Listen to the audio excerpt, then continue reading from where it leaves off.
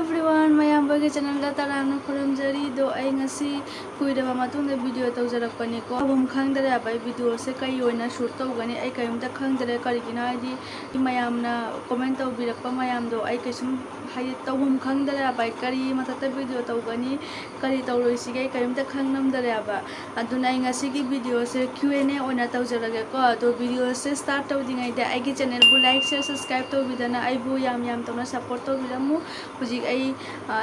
YouTube channel se nong hangi bani do mayam changna ai channel se like share subscribe to bidana ai nakta sum review ko duga ai se yang na mayam gi tamata mayam na hajarak pa video dugi matata video tawba number gi hona jara kya ba ko do se haula se so let's get started so ngasi Q&A gi video se ko aham ba se ai nga wari sengdok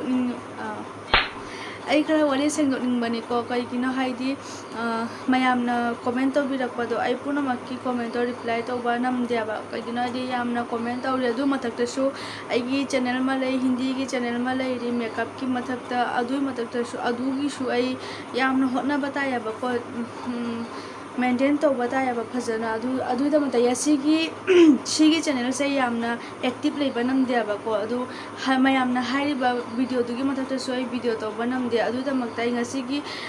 nasigi video sine punama sendok ning bani ko haibadi mayamna kari mata ta video pam de haiba se ai haji loina haibirak toini ai adu video da to banam gada na moi da bai loina haibirak toini dona ai gi huji first ki mana hang base KSS na Amit Kumar Kawiko che nungairibo friend oisi ayaba do aigi video do mayam aigi video da hek changa ba ko aigi video da chum yengba haura ba ko adum friend oira bani do friend oisi adu haiba taro yaba aigi video yengaba ado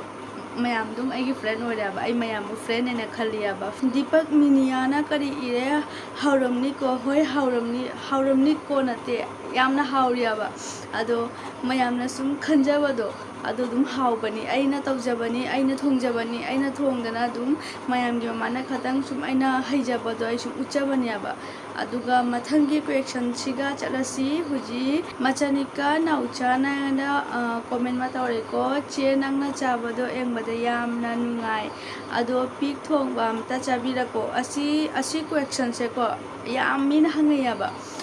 pik thongba chabira ko chicken thongba chabira ko atei shu ko na hairake hoji haiba yade ado hoji Q&A video ni duka sum next ta sum chatse ba ko ado asi hairak pase ko asi question se ai simadi clear tawningi do mayam ai meat cha de meat height ai nga cha yerum cha adu baudi cha aduga ehen bai kayum ta cha de meat haiba pot ai kayum ta cha de ba ai aina chari se nga ga yerum ga cha ado mayam meat nataba da mayam na pamjaba potto haidi kari chaningba kari hek video tawba chaba pota kamaina shema chabiro recipe adugumba da habiro ai tawjagani soidana mayamna hajalak podoi soidana tawjagani aduga meat chaba sidi ai namaro kaigina haidi ai meat chade du tamata sima tamata waro binu mayam asigi video sidi ai sungthang thangat panamaro aduga aigi in future da aiga loina na atopa mina chaba taradi moi sum chajalakani aba ko aina di sararo aba ado next question da same ngasai ge third number hangba misak tuna hangakpani Deepak Miniana hangakpani yam nungsiye nang siaye sengwairo nungsibani ado thank you ado ai se hojik ta YouTube haurak pata ngai bani ado mayam gi sumai support phangjaba se yamna harauje yaba ko ado dum sumai sum support to bi dana leibiu ado gai wasima ati course na haire yen jabira ko mathang di hayaba sisu ado wasima sorry ai yen chade ai meat chade I hope mayam huji khangbire ai se vegetarian ne haidi pure vegetarian sunate ko haidi ai nga ga yerum ga chai aduga ehen ba ai kayum ta chade mayam aduna yen pik thong ba hai ba se ai chabi rakpa na mo du tam to ya saubinu waro bi batawnu ai shu yam nungai te mayam na hairakpa do ai tawba namde ai tawning bari mayam na adu to biro hai ba do shu yam harau je ba ko adu ai si mati tawba nam maroi waro binu अदुगा Mahesh राजसिना हाय अदो sister beef तो माइसे खतंग हाइरो ना कथतपा हाइरो खंगनमदरे अदो खतंग बा और कथतपा plus recipe याउरगा अमता Charak ओ हाय अदो same question होइनी सिगा सुमला ए अदो आई beef थोंबसु चादे यन थोंबसु चादे अदु दमता साविबा यादे महेश राज असिसु दो सेम क्वेश्चन नि आई असि क्वेश्चन से पुरमकु क्लैरिफिकेशन तौबे तमता वीडियो से सेमजबने बको अदुना इ नहानदगी वीडियो से सेम नमदना लइरे आइदि आई करी टॉपिक की मथता वीडियो सेमगने आई नमु अतोपा टॉपिक की मथता वीडियो सेमो मयाम नमु हाइरे कमेंट बीफ थोंबा चारो यन थोंबा चारो अदुगा अना मु हंगना अमा तौरदी फजदियाबा दुदमता ngasiगी वीडियो से संदोकपनी अदुगा नेक्स्ट क्वेश्चन ना तरुण राइस्रमना इरकपसे गानु चाबिरको गानु चाबसु थांगलको हाय सेम क्वेश्चन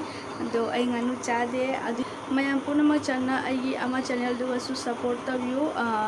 सब्सक्राइब तबियो लाइक तौदना शेयर तबियो अमा दुगा हिंदी ना वीडियो तौरी दोसीना अखोई मैते अखोई इमालोन नै हाइदि आइना चाजबा आई ब्लॉगिंग वीडियो सिगा अपलोड तौजेयाबा दो आई ngasi की क्वेश्चन Q&A वीडियो सिगा सुम लोइसनजरगे आई होप मयाम पुनमक से Q&A की वीडियो पुनमक से क्लियर ओइरे अदो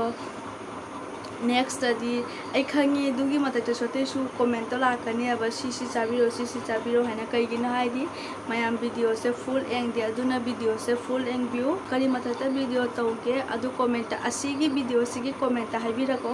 होजिक्ति मयाम सु खंगे ऐसे मिचादे हैना अदुना असीगी वीडियो की कमेंट हाइबिरको करी मथक्ता रेसिपी परोगे करी मथंदो चाओगे